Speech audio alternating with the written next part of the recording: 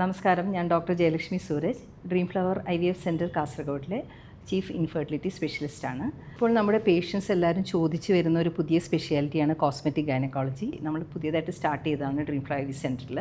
ഈ department head ചെയ്യുന്നത് doctor Parvathi കുമാറാണ്. അപ്പോൾ നമുക്ക് പാർവതി ഡോക്ടറോട് ചോദിക്കാം, ഈ കോസ്മെറ്റിക് ഗൈനക്കോളജി എന്താണെന്ന്. അതെ, മാഡം പറഞ്ഞ പോലെ തന്നെ ഒരു എമേർജിങ് സ്പെഷ്യാലിറ്റിയാണ് കോസ്മെറ്റിക് ഗൈനക്കോളജി. എസ്തെറ്റിക് ഗൈനക്കോളജി എന്നും ഇതിന് പറയും. മെയിനായിട്ട് സ്ത്രീകളുടെ ഇൻറ്റിമേറ്റ് ഏരിയയുടെ അപ്പിയറൻസ് ഇമ്പ്രൂവ് ചെയ്യാനും ഫങ്ഷൻ ഇമ്പ്രൂവ് ചെയ്യാനും അതുപോലെ തന്നെ അതുവഴി അവർക്ക് കോൺഫിഡൻസ് കൂട്ടാനും കംഫർട്ട് കൂട്ടാനും ഈ ഒരു സ്പെഷ്യാലിറ്റി സഹായിക്കും. കോസ്മെറ്റിക് ഗൈനക്കോളജി എന്ന് പറയുമ്പോൾ നമുക്ക് സ്ത്രീകളുടെ ഒരു സെക്ഷൽ ലൈഫാണ് അവർക്ക് ഇമ്പ്രൂവ് ആയി വരുന്നത് അല്ല. അങ്ങനെ വരുമ്പോൾ അവരുടെ മാരിറ്റൽ ലൈഫ് ഇമ്പ്രൂവ് ചെയ്യാനും അവരുടെ കോൺഫിഡൻസ് കൂടുന്നതിനും വേണ്ടിയിട്ടും ഈ സ്പെഷ്യാലിറ്റി ഉപകരിക്കപ്പെടും. അതെ, അതിൽ എന്തെല്ലാം പ്രൊസീജിയേഴ്സാണുള്ളത്? കോസ്മെറ്റിക് ഗൈനക്കോളജിയിൽ സർജിക്കലും ഉണ്ട്, നോൺ സർജിക്കലും ഉണ്ട്. നോൺ സർജിക്കലിൽ നമ്മൾ കൂടുതലായിട്ടും ലേസർ വജൈനൽ റിജുവിനേഷൻ അല്ലെങ്കിൽ chemical peel, intimate area lightening, അതുപോലെ തന്നെ സ്ട്രെസ് യൂറിനറി ഇൻകോൺഫിഡൻസ് ഉള്ളവർക്ക്, അതായത് തുമ്മുമ്പോഴോ മറ്റു മൂത്രം പോകുന്നവർക്കുള്ള PRP ട്രീറ്റ്മെൻറ്റ്, ലേസർ ട്രീറ്റ്മെൻറ്റ്, ഇതുപോലുള്ള നോൺ സർജിക്കൽ, അതായത് പേഷ്യൻറ്റിനെ അഡ്മിറ്റ് ആവുകയോ അനസ്തേഷ്യ സൈഡ് എഫക്ട്സോ ഒന്നും ഉണ്ടാവാതെ തന്നെ നമ്മുടെ OP പ്രൊസീജിയറായിട്ട് തന്നെ ചെയ്യാവുന്നതുണ്ട്. ബട്ട് സിവിയർ കേസിൽ ഇതിൽ ശരിയാവുന്നില്ലെങ്കിൽ നമുക്ക് അടുത്ത സിവിയർ കേസുകളിൽ നമുക്ക് എന്തായാലും സർജിക്കൽ പ്രൊസീജിയർ തന്നെ വേണ്ടി വരും. ഡോക്ടർ പറഞ്ഞല്ലോ ഈ PRP ട്രീറ്റ്മെൻറ്റ് കോസ്മെറ്റിക് ഗൈനക്കോളജിയിൽ ഉപയോഗിക്കുന്നുണ്ട്. ഈ PRP എന്ന് പറഞ്ഞാൽ എന്താണ്? PRP അഥവാ പ്ലേറ്റഡ് റിച്ച് പ്ലാസ്മ, ഇത് നമ്മുടെ തന്നെ ബ്ലഡിൽ നിന്ന് വേർതിരിച്ചെടുക്കുന്ന പ്ലേറ്റൽ കോൺസെൻട്രേറ്റ് ആണ്. ഇത് നമ്മൾ കോസ്മെറ്റിക് ഗൈനക്കോളജിയിൽ സ്ട്രെസ് യൂറിനറി ഇൻകോണ്ടിനൻസിനും, അതായത് മൂത്രം അറിയാതെ പോകുന്നത്, തുമ്മുമ്പോഴോ ചുമയ്ക്കുമ്പോഴോ മൂത്രം പോകുന്നവർക്ക് മൈൽഡായിട്ടുള്ള കേസ് നമ്മൾ ഉപയോഗിക്കാറുണ്ട്. അതുപോലെ തന്നെ വജൈനൽ റിജുവിനേഷൻ, അതായത് വജൈനൽ ഡ്രൈനെസ്, ലൂസനിങ്, അങ്ങനെ കംപ്ലയിൻ്റ് ഉള്ളവർക്ക് നമ്മൾ PRP ട്രീറ്റ്മെൻറ്റ് ഉപയോഗിക്കാറുണ്ട്. ഇപ്പോൾ PRP എന്ന് വെച്ചാൽ പ്ലേറ്റ്ലെറ്റ് റിച്ച് പ്ലാസ്മയാണ്. അതിൻ്റെ ഒരു പ്രോപ്പർട്ടി എന്ന് വെച്ചാൽ അതിന് ഗ്രോത്ത് ഫാക്ടേഴ്സ് ഉണ്ട്. അത് എവിടെ വെച്ചാലും അത് റീജനറേറ്റ് ചെയ്യുക എന്നുള്ളൊരു പ്രോപ്പർട്ടി ഉണ്ട് പ്ലേറ്റ്ലെറ്റ് റിച്ച് പ്ലാസ്മയ്ക്ക്. അപ്പോൾ അത് നമ്മൾ ഈ കോസ്മെറ്റിക് ഗൈനക്കോളജിയിൽ മാത്രമല്ല, നമ്മൾ പല സ്പെഷ്യാലിറ്റിയിലും അത് ഉപയോഗിച്ചിട്ടുണ്ട്. ഡെർമറ്റോളജിയിൽ മുടി ഉണ്ടാവാനായിട്ട് ഉപയോഗിക്കലുണ്ട്, ഓർത്തോപെഡിക്സിൽ ഈ നീ ജോയിൻറ്റ് പെയിനിന് വേണ്ടിയിട്ട് ഉപയോഗിക്കലുണ്ട്. അപ്പോൾ അങ്ങനെ പല ഇൻഡിക്കേഷനുണ്ട്. ഇപ്പോൾ നമ്മളത് കോസ്മെറ്റിക് ഗൈനക്കോളജിയിലും കൂടെ ഉപയോഗിക്കുകയാണ്. ബേസിക്കലി 2 ഇൻഡിക്കേഷനാണ്. ഒന്ന് വെജൈനൽ റീജുവിനേഷനും പിന്നെ സ്ട്രെസ് യൂറിനറി ഇൻകോണ്ടിനൻസിനും. പിന്നെ ഈ സെക്ഷൽ ഹെൽത്ത് ഇമ്പ്രൂവ് ചെയ്യാൻ വേണ്ടിയിട്ട് വെജൈനൽ ടൈറ്റനിങ്ങിന് വേണ്ടിയിട്ടും PRP ഉപയോഗിക്കുന്നുണ്ട്. ഈ വെജൈനൽ റീജുവിനേഷൻ എന്താണെന്നൊന്ന് പറയാൻ പറ്റുമോ? പേഷ്യൻസ് എല്ലാവരും വന്ന് ചോദിക്കലുണ്ട് ഈ വെജൈനൽ റീജുവിനേഷൻ എന്താണെന്ന്. അതൊന്ന് ഡിസ്ക്രൈബ് ചെയ്യാൻ പറ്റുമോ? വെജൈനൽ റിജുവിനേഷൻ നമ്മുടെ എസ്തെറ്റിക് ഗൈനക്കോളജിയിൽ ഒരു മെയിൻ പ്രൊസീജിയറാണ്. മെയിനായിട്ട് നമുക്ക് ഡെലിവറിക്ക് ശേഷം ഉണ്ടാകാറുള്ള വെജൈനൽ ലാക്സിറ്റി, അല്ലെങ്കിൽ മെനോപോസിന് ശേഷം നമ്മുടെ ഈസ്ട്രജൻ കുറയുമ്പോൾ ഉണ്ടാകുന്ന വെജൈനൽ മോയ്സ്ചറിങ് കുറവ് അല്ലെങ്കിൽ ലൂബ്രിക്കേഷൻ കുറവ്, ഇതൊക്കെ മെഡിസിൻ ഇല്ലാതെ നമ്മുടെ എസ്തെറ്റിക് പ്രൊസീജിയർ മൂലം കറക്റ്റ് ചെയ്യാനുള്ള പ്രൊസീജിയറാണ് വെജൈനൽ റിജുവിനേഷൻ നമ്മൾ ചെയ്യാറുള്ളത്. ഇപ്പോൾ ഡെലിവറി കഴിയുമ്പോൾ നമുക്കറിയാമല്ലോ വെജൈന ഭയങ്കര ലൂസായിട്ട് പേഷ്യൻസ് ഇത് എന്തോ ഒരു ഇറങ്ങി വരുന്ന പോലെ തോന്നുക. അതൊരു മൈൽഡ് ഡിഗ്രി ഓഫ് പ്രൊലാപ്സ് ഉണ്ടാവാം, അല്ലെങ്കിൽ ഈ എയർ അതിൽ കൂടെ പോയിട്ട് അവർക്ക് ഭയങ്കര ലൂസനിങ് ഫീൽ ചെയ്യാം. സെക്ഷൽ ഇൻ്റർകോഴ്സ് ചെയ്യുമ്പോൾ ഒരു ലൂസായിട്ട് അവർക്കൊരു സെക്ഷൽ ഒരു കംഫർട്ട് കിട്ടാതിരിക്കാം. അപ്പോൾ ഈ ഒരു സിറ്റുവേഷൻസിൽ നമുക്ക് വെജൈനൽ റിജുവിനേഷൻ ചെയ്യാവുന്നതാണ്.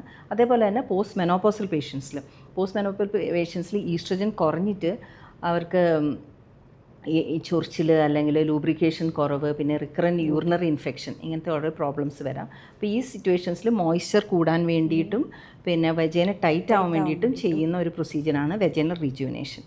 അത് ഏതെല്ലാം വഴിയാണ് ചെയ്യുക? എന്തെല്ലാം പ്രൊസീജിയേഴ്സാണ് വെജൈനൽ റിജുവിനേഷൻ ചെയ്യുന്നത്? റിജുവിനേഷന് നമ്മൾ PRP ഉപയോഗിക്കാറുണ്ട്, ലേസർ, ഇത് രണ്ടുമാണ് മെയിനായിട്ടും വെജൈനൽ റിജുവിനേഷൻ ഉപയോഗിക്കാറുള്ളത്.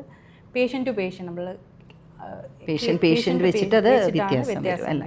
നമ്മൾ പേഷ്യൻ്റ് കണ്ടതിന് ശേഷമാണ് തീരുമാനിക്കണം ഏത് മെത്തേഡ് വഴിയാണ് വെജൈനൽ റിജുവിനേഷൻ ചെയ്യുന്നതെന്ന്. മൾട്ടിപ്പിൾ സെഷനും വേണ്ടി വരും, അതായത് 1 2 അതും പേഷ്യൻ്റ് വേരിയേഷൻ വെച്ച്. അപ്പോൾ അതൊരു OP പ്രൊസീജിയറാണ്. പേഷ്യൻ്റ് വന്ന് ഒരു സെഷൻ ചെയ്തിട്ട് പോകാം, മേ ബി ഒരു 20-25 മിനിറ്റ്സ് OPയിൽ വന്നിട്ട് ചെയ്തിട്ട് പോകാവുന്ന ഒരു പ്രൊസീജിയറാണ്. അപ്പോൾ മനസ്സിലാക്കേണ്ടത് അത് മൈൽഡ് കേസസിനാണ് യൂസ്ഫുൾ ആവുന്നത്. പിന്നെ മൾട്ടിപ്പിൾ സെഷൻസ് അതിന് വേണ്ടി വരും. ചില പേഷ്യൻസ് നമ്മളോട് പറയലുണ്ട് ഈ ഇൻറ്റിമേറ്റ് ഏരിയയിൽ ഭയങ്കര ഡാർക്ക് കളർ വന്നിട്ടുണ്ട്, എസ്പെഷ്യലി പോളിസിസ്റ്റിക് ഓവറി ഉള്ള ലേഡീസിനാണ് അത് ബേസിക്കലി ഉണ്ടാവുന്നത്. അപ്പോൾ മെയിൻലി എല്ലാവരും കല്യാണത്തിന് മുന്നേ എല്ലാം വന്നിട്ട് നമ്മളോട് പറയുമോ ഡോക്ടർ അവിടെ വല്ലാതെ ഡാർക്കായിട്ടുണ്ട്, നമ്മൾക്ക് എന്താ ചെയ്യാൻ പറ്റുകയെന്ന്. അപ്പോൾ അതിന് നമ്മൾക്ക് എന്തെങ്കിലും ചെയ്യാൻ പറ്റുമോ? നമുക്ക് അതിന് വേണ്ടി ഒരു എസ്തെറ്റിക് അപ്പിയറൻസ് ഇമ്പ്രൂവ് ചെയ്യാൻ വേണ്ടി നമുക്ക് കെമിക്കൽ പീൽസ് ട്രൈ ചെയ്യാവുന്നതാണ്. അതിൻ്റെ കൂടെ തന്നെ നമ്മുടെ മെയിൻ റൂട്ട് കോസായ PCOD അല്ലെങ്കിൽ ഹോർമോണൽ ചേഞ്ചസ് ട്രീറ്റ് ചെയ്യുന്നതിനൊപ്പം തന്നെ കെമിക്കൽ പീൽസ് ട്രൈ ചെയ്യാവുന്നതാണ്. അതിന് മൾട്ടിപ്പിൾ സെഷൻസ് അതിന് മൾട്ടിപ്പിൾ സെഷൻസ് നിങ്ങൾക്ക് എത്രത്തോളം ഇമ്പ്രൂവ്മെൻറ്റ് വേണമെന്നോ അത് അതിനനുസരിച്ച് മൾട്ടിപ്പിൾ സെഷൻസ് ആവശ്യം വരും. സോ അപ്പോൾ ബേസിക് നമ്മുടെ പെത്തോളജി നമ്മൾ ട്രീറ്റ് ചെയ്യണം. PCOD ഉണ്ടെങ്കിൽ അത് ട്രീറ്റ് ചെയ്യുക. അതിൻ്റെ ഒപ്പം തന്നെ കെമിക്കൽ പീലിംഗ് മൾട്ടിപ്പിൾ സെഷൻസ് ചെയ്താൽ ഒരു പരിധിവരെ നമുക്ക് ആ ലൈറ്റനിങ്, ആ സ്കിൻ നമുക്ക് ലൈറ്റൻ ചെയ്ത് എടുക്കാൻ പറ്റും. ഒത്തിരി പേഷ്യൻസ് നമ്മുടെ അടുത്ത് വരലുണ്ട് ഡെലിവറി കഴിഞ്ഞിട്ട് ഈ സ്ട്രെച്ച് മാർക്സിന് എന്താ ചെയ്യുക ഡോക്ടറെ എന്ന് ചോദിച്ചിട്ട്. അപ്പോൾ അതിനെന്താ ചെയ്യാൻ പറ്റുക? ശരിക്കും പറഞ്ഞാൽ സ്ട്രെച്ച് മാർക്സിൻ്റെ ട്രീറ്റ്മെൻറ്റ് പ്രഗ്നൻ്റ് ആയിരിക്കുമ്പോഴേ തുടങ്ങേണ്ടതാണ്. അറ്റ്ലീസ്റ്റ് ഒരു 7ാം മാസം മുതലെങ്കിലും ചെറുതായി നമ്മുടെ വീട്ടിലെ വെളിച്ചെണ്ണയോ അല്ലെങ്കിൽ മോയ്സ്ചറൈസറോ അപ്ലൈ ചെയ്ത് തുടങ്ങേണ്ടതാണ്. പിന്നെ ഡെലിവറിക്ക് ശേഷം നമ്മുടെ ഫുഡ് ആൻഡ് ന്യൂട്രീഷൻ ഒരു പ്രധാന പങ്കുണ്ട്. അതുപോലെ തന്നെ പ്രോട്ടീൻ അധികമുള്ള ഭക്ഷണം കഴിക്കുക, അതുപോലെ തന്നെ വ്യായാമം ഒരു 3 മാസത്തിന് ശേഷം വ്യായാമങ്ങൾ തുടരുക. ഇതൊക്കെ ചെയ്തതിന് ശേഷവും നിങ്ങൾക്ക് സിവിയർ ആയിട്ടുണ്ട്, അതായത് അത് എസ്തെറ്റിക്കലി ഭയങ്കര ബുദ്ധിമുട്ട് തോന്നുന്നുണ്ടെങ്കിൽ നമുക്കതിനായിട്ട് എസ്തെറ്റിക് ഗൈനക്കോളജിയിൽ ട്രീറ്റ്മെൻറ്റ് ഓപ്ഷൻ ഉണ്ട്. ഒന്ന് നമുക്ക് PRP വിത്ത് മൈക്രോ നീഡ്ലിംഗ്, അതൊരു ഓപ്ഷനാണ്. രണ്ടാമത്തേത് ലേസർ ട്രീറ്റ്മെൻറ്റ്. ബട്ട് ഇനീഷ്യലി ഇതിൻ്റെ ആവശ്യമില്ല. ഇനീഷ്യലി നമ്മുടെ ഡെയിലി മോയ്സ്ചറൈസിങ് കണ്ടിന്യൂ ചെയ്യുക, ഡയറ്റ് അതുപോലെ പ്രോട്ടീൻ അധികമുള്ള ഡയറ്റ് ചെയ്യുക, അതുപോലെ തന്നെ എക്സസൈസ് അത് മുടങ്ങാതെ ഒരു 3 മാസത്തിന് ശേഷം ചെയ്യുക. എന്നിട്ട് നമുക്ക് എസ്തെറ്റിക് ഗൈനക്കോളജിക്കൽ പ്രൊസീജിയറിലേക്ക് പോകാം. ഈ 2 3 നോർമൽ ഡെലിവറി കഴിഞ്ഞ പേഷ്യൻസ് ഈ മൂത്രം ഇങ്ങനെ ചാടി തനിയെ പോകുന്നു, അല്ലെങ്കിൽ ചുമയ്ക്കുമ്പോൾ പോകുന്നു, അല്ലെങ്കിൽ തുമ്മുമ്പോൾ പോകുന്നു എന്ന് പറഞ്ഞ് വരലുണ്ട്. അതിനാണ് നമ്മൾ സ്ട്രെസ് യൂറിനറി ഇൻകോണ്ടിനൻസ് എന്ന് പറയുന്നത്. അപ്പോൾ അതിന് ഈ കോസ്മെറ്റിക് ഗൈനക്കോളജിയിൽ ട്രീറ്റ്മെൻറ്റ് ഉണ്ടോ? ഉണ്ട്. ഈ ഡെലിവറിക്ക് ശേഷമുള്ള സ്ട്രെസ് യൂറിനറി ഇൻകോണ്ടിനൻസ്, അതുപോലെ തന്നെ മെനോപോസ് അല്ലെങ്കിൽ പെരിമെനോപോസ് സമയത്തുള്ള മൈൽഡായിട്ടുള്ള സ്ട്രെസ് ഇൻകോണ്ടിനൻസ്, പിന്നെ അൺമാരീഡ് ആയ കുട്ടികൾക്കും ഇപ്പോൾ ജിമ്മിലെല്ലാം പോയി ഹെവി വർക്കൗട്ട് ചെയ്ത് വരുന്നവർക്കും ഇപ്പോൾ ചെറുതായി ഈ കംപ്ലയിൻറ്റ് പറഞ്ഞു വരുന്നുണ്ട്.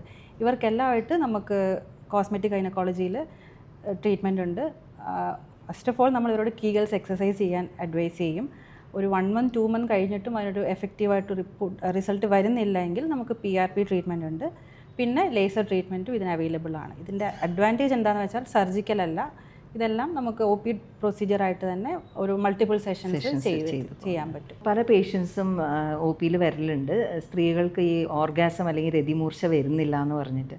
അപ്പോൾ അതിന് കോസ്മെറ്റിക് ഗൈനക്കോളജിയിൽ എന്തെങ്കിലും ട്രീറ്റ്മെൻറ്റ് ഉണ്ടോ? കോസ്മെറ്റിക് ഗൈനക്കോളജിയിൽ ഈ ഓർഗാസ്മിക് ഡിസ്ഫങ്ഷൻ ഉള്ളവർക്ക് അല്ലെങ്കിൽ അവരുടെ സെക്ഷൽ ലൈഫിൽ ഡിസാറ്റിസ്ഫാക്ഷൻ ഉള്ളവർക്ക് നമുക്ക് PRP ട്രീറ്റ്മെൻറ്റ്, അതും നമ്മൾ ഫസ്റ്റ് ഓഫ് ഓൾ അവരുടെ കൗൺസിലിംഗ് എല്ലാം ചെയ്തതിന് ശേഷം മാത്രം. അതായത് അവർക്ക് മറ്റ് എന്തെങ്കിലും സെക്ഷൽ ഡിസാറ്റിസ്ഫാക്ഷൻ ഒരു മൾട്ടിപ്പിൾ ഇഷ്യൂസ് ഉണ്ട് അതിൽ വേറെ ഒരു കോഴ്സും ഇല്ലെങ്കിൽ നമ്മൾ ആ വജൈനൽ ഏരിയയിൽ ആസ് എ പ്രൊസീജിയർ നമ്മൾ PRP ഷോട്ട്സ് കൊടുക്കുന്നതാണ്. അതിനാണോ ഈ O ഷോട്ട്, G ഷോട്ട്? അതിനാണ് ഈ ഓർഗാസ്മിക് ഷോട്ട്, G ഷോട്ട് എന്ന് പറയുന്നത്. ഇതിനാണ്. ബട്ട് സെക്ഷൽ ഡിസാറ്റിസ്ഫാക്ഷൻ ഒരു സിംഗിൾ ഫാക്ടർ കൊണ്ടല്ല, പല ഫാക്ടേഴ്സ് ഉണ്ട്. അതെല്ലാം റൂൾ ഔട്ട് കൗൺസിലിങ്ങിന് ശേഷം എല്ലാം റൂൾ ഔട്ട് ചെയ്തതിന് ശേഷം മാത്രമാണ് നമ്മൾ O shot and G shot ചെയ്യുന്നത്. ഇതും പറഞ്ഞ പോലെ തന്നെ ഒരു OP പ്രൊസീജിയറാണ്, ടൈം കൺസ്യൂമിങ് അല്ല, ചെയ്തിട്ട് പോവാം.